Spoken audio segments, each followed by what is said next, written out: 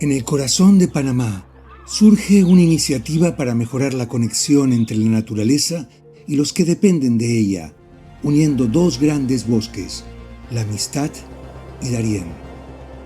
En esa gran área se proponen acciones de conservación y uso sostenible de los recursos.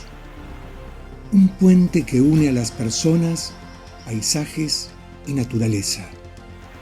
Este puente natural conecta, impulsa y fortalece la gestión ambiental, las instituciones encargadas de su manejo y el respeto a las leyes sobre conservación de la naturaleza.